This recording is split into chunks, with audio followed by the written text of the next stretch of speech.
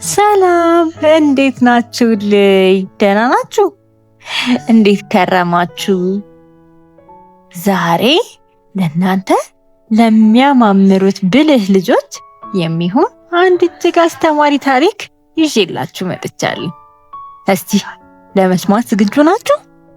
እስቲ ዝግጁ ነን በሉ። አዎ ጎበዝ ልጆች። እሺ አሁን ቁጭ በሉና ታሪኩን እንጀምር። እሺ ልጆቼ ጎበዞች። ከዕለታት አንድ ቀን በአንድ ውብ መንደር ውስጥ የሚኖር አንድ ደግ ልብስ ሰፊ ነበር ልጆቼ። ይህ ልብስ ሰፊ 3 ጎበዝ ወንድማማቾች ልጆች ነበሩት እና ደግሞ አንድ ፍየልም ነበረችው። ፍየሏ በምትሰጣቸው ወተት ቤተሰቡን በሙሉ ስለምትደግፍ ሁልጊዜ ጥሩ ሳር መብላትና በጥሩ ሁኔታ መጠበቅ ነበረባት። ስለዚህም ልጆቹ በየተራ እየወሰዱ ያሰማሯት ነበር። እናም ልጆችዬ እላችኋለሁ አንድ ቀን ትልቁ ልጅ ፍየሏን ለምለም ሳር ወዳለበት የቤተ ክርስቲያን ግቢ ወሰዳት። ቀኑን ሙሉ ስትግጥ ውላ ማታ ወደ ቤት ሲመለሱ እንዲህ ሲል ጠየቃት። የኔ ፍየል በደንብ ጠገብሽ አላት ልጁ ልጆችዬ። ከዛም ፍየሏ ምናለች? በልቼ አፌ ዝሏል፣ ከእንግዲህ አንድ ቅጠል አልቀምስም አለችና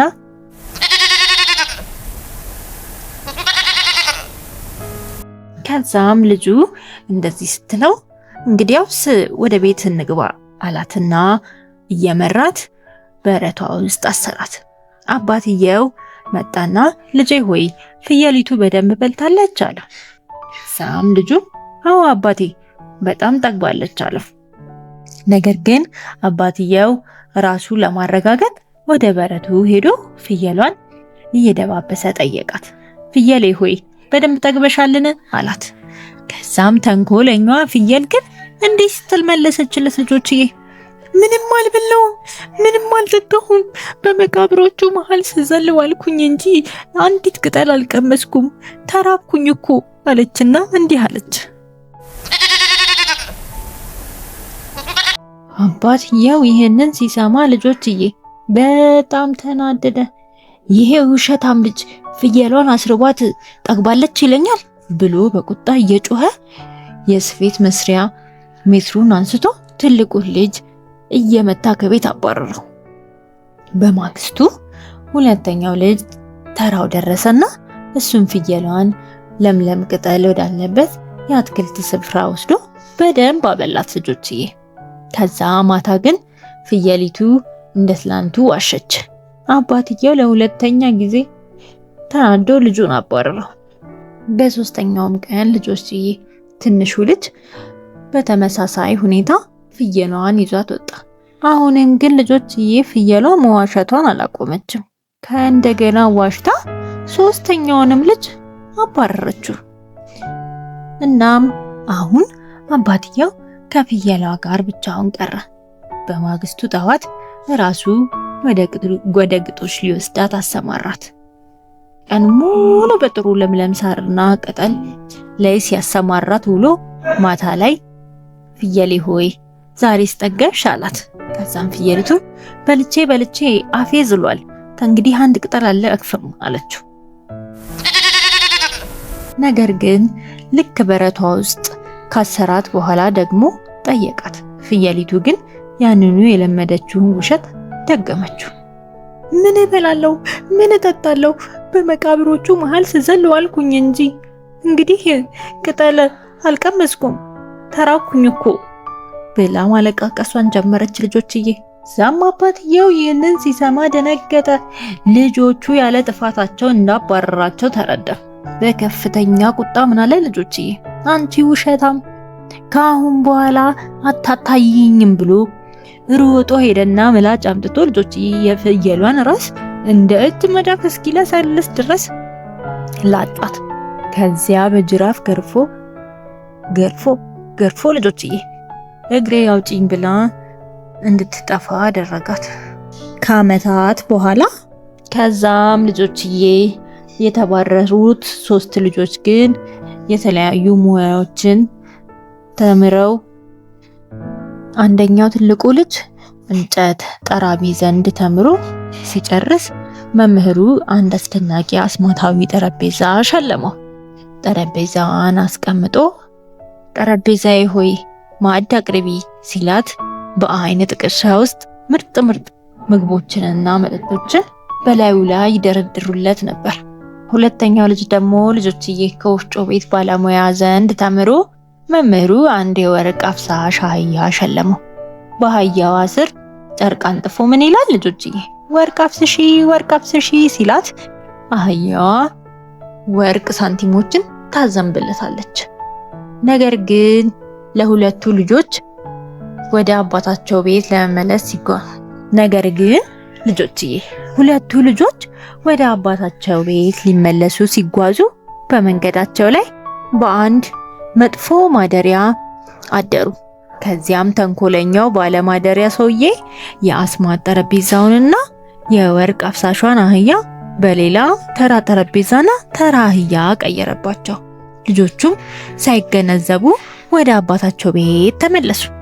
ከዛም ዘመዶቻቸውን ሁሉ ጠርተው ተአምራቱን ለማሳየት ሲሞክሩ ግን ምንም ሊሰራ አልቻለም ነበር ልጆችዬ፣ ምክንያቱም ሰውየው ሰርቆታል።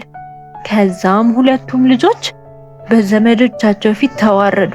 አባትየውም እንደገና በስፌት ስራው ተጠመደ። እናም እላችኋለሁ ልጆችዬ ትንሹ ወንድማቸው የእንጨት ቅርጻ ቅርጽ ባለሙያ ሆኖ እየተማረ ነበር። ወንድሞቹ የደረሰባቸውን በደል በደብዳቤ ነገሩት። እሱም ትምህርቱን ሲጨርስ መምህሩ በከረጢት ውስጥ ያለችውን የምታምር የዱላ ማሰልጠኛውን ሰጠው። ከዛም አንድ ሰው ሊበድልህ ቢሞክር ዱላዬ ሆይ ከከረጢትሽ ውጪ በላት አለው። ከዛም እሷም የበደለህን ሰው በደንብ ትቀጣዋለች፣ ከዛም መመለሻዋን እስክትነግራት ድረስ አታቆምም አለው ልጆችዬ። ከዛም ትንሹ ወንድማቸው ያንን ተንኮለኛ ባለማደሪያ ቤት ሄዶ አደረ። ከዛም ሆን ብሎ በዚህ ከረጢት ውስጥ ትልቅ ሀብት አለኝ እያለ ማውራት ጀመረ። ከዛም ባለ ማደሪያው ሊሰርቀው በሌሊት ቀስ ብሎ ሲመጣ ትንሹ ልጅ ነቃና ዱላዬ ሆይ ከከረጢት ውጣ ብሎ ጮኸ። ከዛም ዱላው በረረ። ከዛም የሌባውን ያ ባለማደሪያ ሰውዬ ጀርባ ማሸት ጀመረ። በዱላ ገረፈው። ከዛ ሰውየው በስቃይ መጮህ ጀመረ። እባክህ ማረኝ፣ የአስማት ጠረጴዛውና ወርቅ አፍሳሹን አህያ እመልሳለሁ ብሎ እስኪ ለምን ድረስ ቀጣው ልጆችዬ።